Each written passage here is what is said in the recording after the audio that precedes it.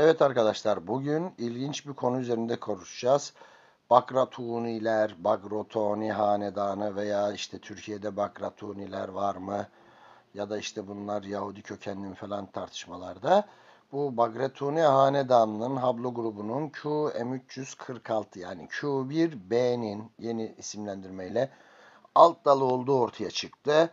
Ve burada Q haplogrubunun Sibirya kökenli bir haplogrup olduğunu ve QM346'nın Amerika kıtasında bolca bulunduğunu yine Türklerde de yoğun olarak Q haplogrubunun bazı alt dallarının bulunduğunu biliyoruz ve QM346'nın bazı Türk boylarında özellikle bulunduğunu biliyoruz. Bu durumda bu Bagratoni hanedanlığı Türktür demiyoruz ama Alan ya da Sarmatlarla, Kimerlerle alakalı o bölgede kalan insanlardan olmuş olabilir.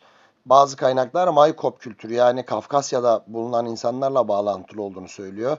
Ve biliyorsunuz ki onun bazı haplogruplarının bol miktarda Çeçenistan'da vesaire bulunduğunu biliyoruz insan göçleriyle alakalı.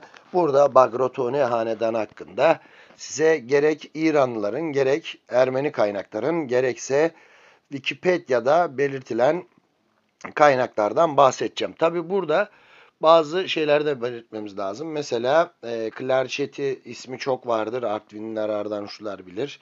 Bu bölgenin bir ismidir. Bunu da belirteyim. Mesela Rabat Kilisesi vardır Ardanuç'ta, Lengetev köyünde. Bugünkü adını unuttum. Onlarda da Rabat Kilisesi mesela Bakratoni Hanedanı tarafından yapılmıştır. Bu bölgelerde bol miktarda örnek Erzurum olur, işte İspir falan civarlarında. Bunlarla ilgili bakalım bize ilginç bir şey söyleyecekler mi? Wikipedia'ya göre bunların milliyeti Gürcü, bir Gürcü hanedanı ve Gürcistan'da Orta Çağ'dan 19. yüzyılın başlarına kadar hüküm süren bir kraliyet hanedanı. Bagratlılar olarak da bilinir ve dünyanın en eski Hristiyan hanedanları arasında yer almaktadır ve Kraliçe Tamara gibi Perçiyok ünlü Gürcü hükümdarının bu hanedandan geldiğini belirtiyorlar ve Bagratunilerin aslen tarihi olarak Taoklarç'taki Lazların, Komahtilerin yerleşik olduğu Siperi yani günümüzdeki İspir ilçesi civarından olduğunu ve Gürcü tarihi kayıtlarına göre bu hanedanın Bivritani feodal ailesinden geldiği öne sürülüyor ve Bivritanilerin M.Ö.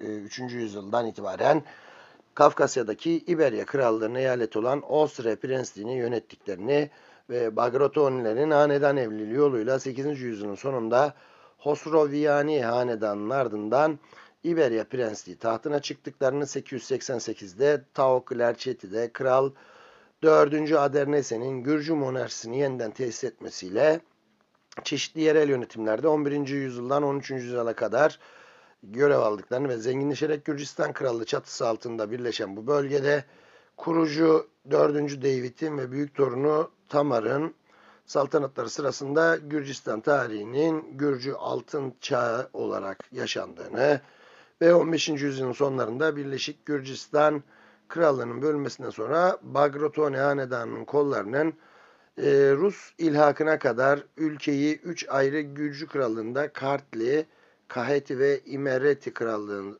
adı altında yönettiklerini ve 1783 yılında imzalanan Georgiyevsk Anlaşması'nın 3. maddesiyle Bagratoni Hanedanı'nın egemenliğini ve Gürcü tahtındaki varlıklarının devamını garantiye alırken Rus İmparatorluk Sarayı'nın daha sonra anlaşmayı çiğneyerek 1801'de Gürcistan'ı ilhak ettiğini ve bu hanedanın Rusya'daki Bolşevik ayaklanmaya kadar 1917 Şubat devrimine kadar Rus İmparatorluğu'nda Rus ollaşmış ve Rus sayılan bir soylu aile olarak varlığını 1921'e kadar da devam ettirildiğini ve daha sonrasında işte komünizmle beraber statü ve mülk kaybını kabul ettiklerini vesaire söylüyor. Tabi yapılan çalışmalarda görüyorsunuz DNA'larında bu Bagret